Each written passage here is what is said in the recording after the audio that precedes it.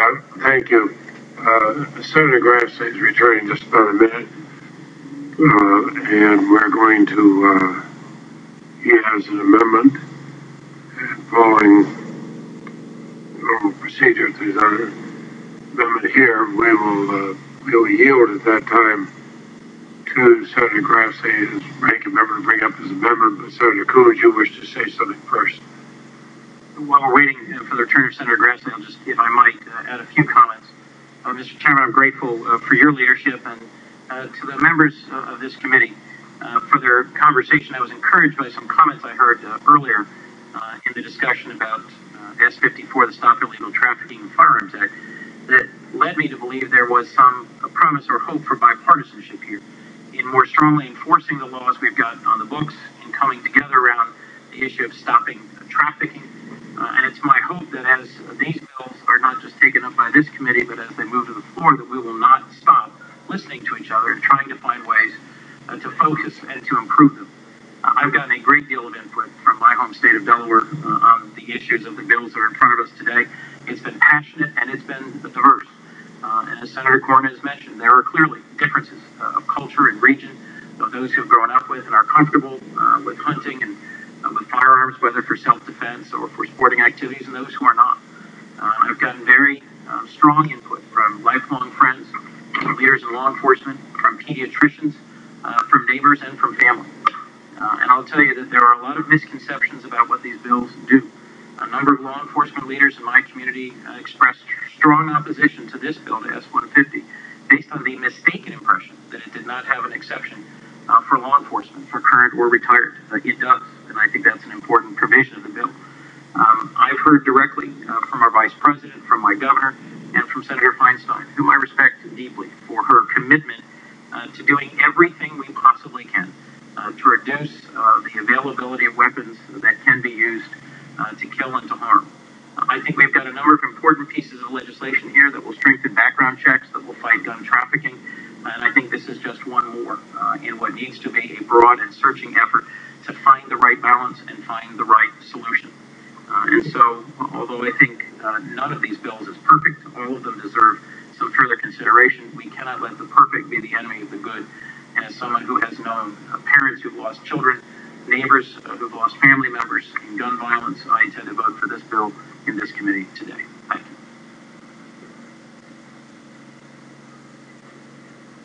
Senator Grassley, the comment was made about support from Newtown, and I'd like to put a number of testimonials that have come in indicating support from Newtown. I'd also like to put in the statement from the United States Attorney that testified that in a 2004 follow-up report to the National Institute of Justice, the same researchers concluded that the use in crimes of assault weapons subject to the '94 ban declined by more than 2/3 in the first 9 years the ban was in effect. And also a statement from Professor Tribe,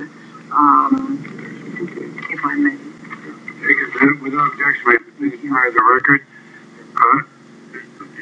Certainly could hold just a moment unless you want to yield to Senator Lee. Let's yield to Senator. Okay, Senator Lee. If I could just make and you also know, for scheduling purposes, you might, there is a classified matter that is going to require Senator Grassley and I and a couple other members of the Senate to be at, and as a result, we will recess at 11:45, subject to the call of the chair, which may bring us back today or tomorrow. We'll see, but just so you know. Thank you, Mr. Chairman. Just want to make a brief statement about some concerns I have about this legislation. All of us are devastated by the recent acts of violence, particularly mass violence, and every one of us would choose, if we could, to find any way we can to reduce incidents of violence like those. I am concerned about this legislation for a couple of reasons. Number one, I would worry about giving the American people the false impression that we can fix this problem through federal legislation, especially in light of our experience with past similar measures that have proven unsuccessful in bringing an an end to this type of violence, or even in bringing about any significant, noticeable, statistically significant reduction in it.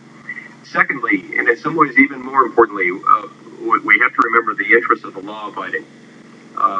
There are some people in this country that are probably not going to comply with a lot of laws, no matter what they say. There's another group of people in this country that will typically abide by the law, regardless of what the law says. Fortunately, we in America are surrounded by people, the majority of whom fit into the latter category. And it's those people that I think we need to look out for from time to time. Now, in light of those people, the Supreme Court of the United States has established a standard in the Heller case, pursuant to which it said that people have a Second Amendment right to possess a firearm that is typically possessed by law-abiding people for lawful purposes. There are, as I understand it, about 4 million AR-15s in this country. There are even more other weapons that would likewise fall into a ban like this one. To my knowledge, the overwhelming majority of those weapons are possessed by law-abiding people, and they are used for law-abiding purposes, hunting, target practice, self-defense, and the like. I have yet to be convinced that the proponents of this legislation have met their heavy burden of establishing that this law would do more harm than good, and that any good that it might do would offset these interests of these law-abiding citizens. So for these reasons, I can't support this legislation. Thank you. I know that Senator Grassley wants to finish this part of the agenda before we have to break. And Senator Grassley, you have